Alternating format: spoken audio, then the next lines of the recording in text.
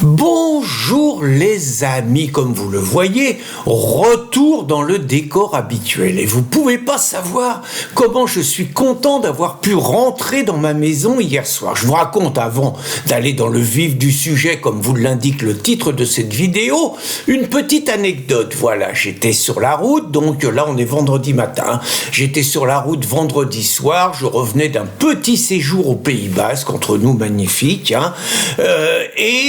j'ai encore 80 km à faire avant d'arriver à ma petite étape donc de jeudi soir. Et d'un seul coup, ma petite étape de mercredi soir, et d'un seul coup, vous êtes dans votre voiture, voyant rouge, risque de casse moteur, stop, arrêtez immédiatement et tout. Je dis, punaise, 80 km à faire, des potes qui m'attendent, tant pis, il faut que j'y aille, quoi. En même temps, j'appelle l'assurance, ils me disent, oh là là, monsieur, arrêtez tout de suite, on vient vous dépanner, tout ça. Bon, je choisis de rentrer, donc je suis mercredi soir et il me faut absolument, jeudi matin, faut que je puisse réparer la voiture et tout.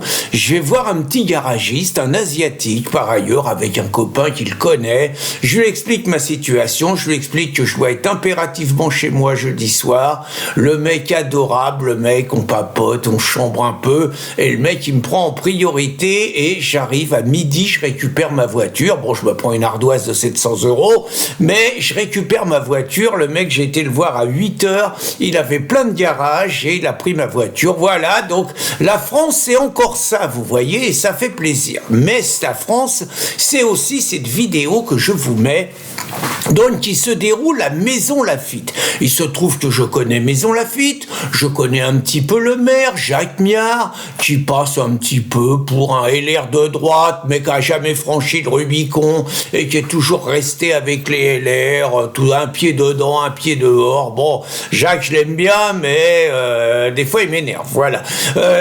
Mais par ailleurs, c'est un bon maire. Le mec, il est réélu, il a longtemps été député, et surtout, Maison Lafitte, c'est connu pour son hippodrome, et c'est connu comme une ville bourgeoise plutôt préservée, même s'il y a des petites cités à côté, même si ça jouxte Sartrouville, c'est plutôt une ville de droite, réputée quand même pour sa tranquillité, pour dire les choses. Maison Lafitte, c'est pas Saint-Denis. Et donc, vous voyez cette scène. Vous voyez deux policiers municipaux qui descendent de leur voiture et qui vont vers un homme qui écoute la musique à tue-tête, et il suffit d'écouter la musique pour voir que c'est pas une musique française, pour voir que c'est une musique musulmane. Je suis pas capable, j'entends pas bien de savoir si c'est une prière musulmane, mais toujours est-il que le mec impose la musique à tue-tête à la population qui manifestement doit être un petit peu dérangée par ça. Les policiers, très corrects, ils sont deux policiers municipaux, ils demandent au gars de baisser sa musique, et là le mec commence l'embrouille, dans le genre laissez-moi tranquille, comme s'il était agressé. La loi, j'ai le droit. Il commence à parler de son avocat, il commence à jouer les victimes, et les policiers sont désemparés.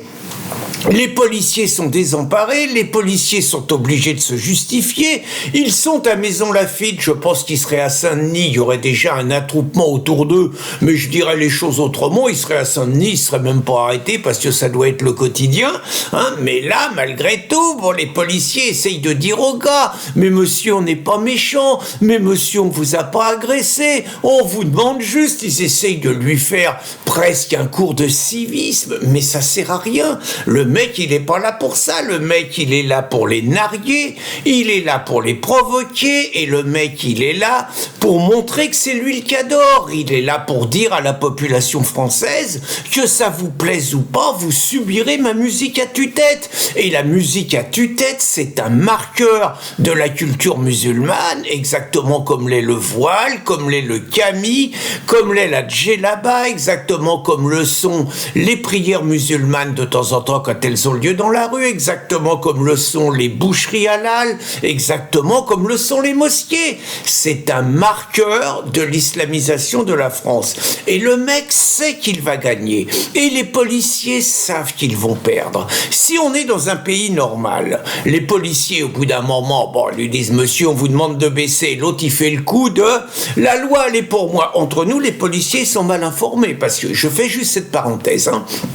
J'animais des des rassemblements à Vannes, les policiers municipaux ne se sont pas privés pour verbaliser 68 € des copains qui jouaient en plein jour des instruments de musique qui n'étaient absolument pas à tue-tête pour tapage d'urne. Et tout à fait entre nous, il y a des limites au niveau des décibels. Les mecs peuvent tout à fait montrer quand le truc est à fond, on dépasse les limites. Mais c'est une parenthèse. Hein. Les policiers ont compris qu'ils allaient perdre.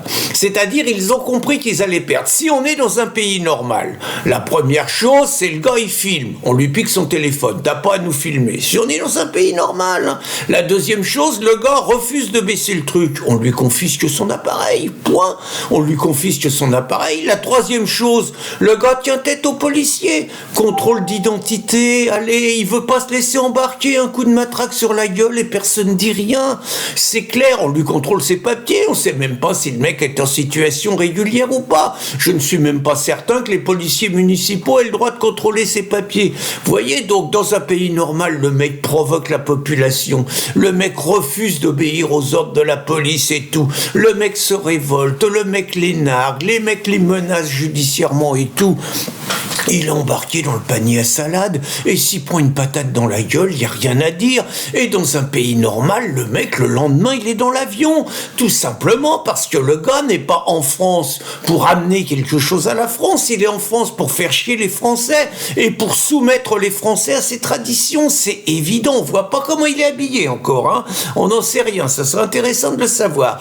Donc, j'imagine en Russie, ça se déroule pas. J'imagine en Israël, ça se déroule pas. J'imagine chez Javier Milei, ça se déroule pas. Chez Orban, ça se déroule pas. Ben non, ils ont pas ce genre de population par ailleurs. Mais même aux États-Unis, on n'argue pas trop les flics comme ça. En France, supposons que les flics fassent ça. Qu'est-ce qui se passe? Le mec se plaint. Le mec demande un avocat. D'ailleurs, il dit j'ai un avocat. Le mec demande un avocat. On médiatise immédiatement. On dit agression policière raciste à Maison Lafitte. Les insoumis. Les députés insoumis, les Mathilde Panot, les Manon Aubry, les Antoine Léaumont, les Boyard, les Rima Hassan, tous ceux qui pourrissent les Thomas Porte, tous ceux qui pourrissent l'Assemblée nationale et tous ceux qui soutiennent les envahisseurs, vous tweetez des centaines et des centaines de tweets, la police raciste, la police tue, etc. Je veux dire, vous avez droit à ça. Les policiers sont suspendus parce que le pouvoir va se coucher. Je suis même pas sûr que le maire les soutienne. Bref, les mecs savent que la loi joue contre eux. C'est clair. Et donc, les mecs se couchent et les mecs se soumettent. Et le Meuse, le provocateur, a gagné. Il a nargué la population française et il sort victorieux. Les policiers sont humiliés. Les policiers sont impuissants. Les policiers font demi-tour. Et le mec va continuer à faire chier la population de Maison Lafitte avec sa musique musulmane à tue-tête. Voilà, on est dans la France de 2024 et j'ai envie de dire, tant que la loi ne reviendra pas à la police, tant qu'on ne voudra pas faire régner l'ordre en s'en donnant les moyens et en pourrissant la vie de ceux qui nous pourrissent la vie, eh bien cela continuera. Bonne journée les amis.